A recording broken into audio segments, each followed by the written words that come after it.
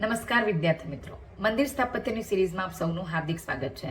આજે આપણે કરંટ અફેર્સના ટોપિકની ચર્ચા કરીશું અને એ છે યુનેસ્કોના વિશ્વ વારસામાં 45મી હેરિટેજ સાઇટ તરીકે સારનાથને સામેલ કરવામાં આવ્યું. સારનાથને દક્ષિણ કોરિયામાં જે મીટિંગ થઈ હતી તે અંતર્ગત સામેલ કરવામાં આવ્યું. હાલાકી આ સ્થળને 1998થી નોમિનેશન્સમાં મૂકી દેવામાં આવ્યું હતું, જેને ફાઇનલાઇઝ 2026માં કર્યું.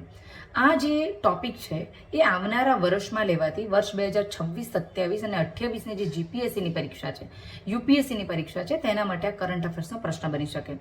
સારનાથ નામ તે ભગવાન શિવ જે હરણોના સંચાલક કહેવાય છે, સારંગનાથ, એના ઉપરથી આ નામ પડેલું છે. અહીંયા ઈસા પૂર્વ 6ઠી શતાબ્દીમાં બુદ્ધે પોતાના 5 શિષ્યોને સંદેશો આપ્યો હતો અને ધમ્મનો ઉપદેશ આપ્યો હતો. એટલા માટે અહીંયા ધમેકનો સ્તૂપ સમ્રાટ અશોક દ્વારા બનાવવામાં આવ્યો, જેનું કુષાણ કાળમાં અને ગુપ્ત કાળમાં રિનોવેશન્સ કરવામાં આવ્યું અને આથી અહીંયા 3 શાસકો સાથે રિલેટેડ આ જગ્યા કહેવાય. આ ઉપરાંત અહીંયા ઘણા બધા વિહાર આવેલા છે. આ સ્થળની મુલાકાત પણ ચીની યાત્રાળુઓએ લીધેલી છે, જેમાં ફાહિયાન આવે છે, જેમાં યુએન સાંગ આવે છે. આ જગ્યાના પશ્ચિમ ભાગમાં શ્રેયાંસનાથ એટલે કે જૈન ધર્મના 11મા તીર્થંકરનું મંદિર આવેલું છે. આ જગ્યા ભગવાન શિવની ઉપાસક ભૂમિ કહેવાય છે, એટલા માટે પણ આ સ્થળ બહુ મહત્વપૂર્ણ છે. અહીંયા અશોક સ્તંભ આવેલો છે, જેને આપણે નેશનલ એમ્બ્લેમ કહીએ છીએ, જે ઈરાની શૈલી ઉપર આધારિત બાંધકામ છે.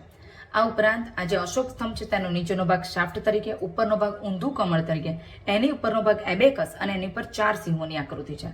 આનું જે એબેકસ છે એમાં અશોક ચક્ર છે, જેમાં 24 આરા છે. અહીંયા સિંહ છે, બળદ છે, હાથી છે અને ઘોડો છે. આવા 4 પ્રાણીઓ છે જે ભગવાન બુદ્ધના જીવન સાથે જોડાયેલા પ્રતીક છે. બરાબર છે. તો આ જે ધમેકનો સ્તૂપ છે એનાથી 200 મીટરના અંતરે ચોખંડીનો સ્તૂપ આવેલો છે. સારનાથ બૌદ્ધ ધર્મ માટે ખૂબ ઉમદા પ્લેસ છે. આવી અવનવી માહિતી માટે મારી સાથે જોડાયેલા રહો. ત્યાં સુધી જય હિન્દ, જય Bharat. Please like, share and subscribe my channel.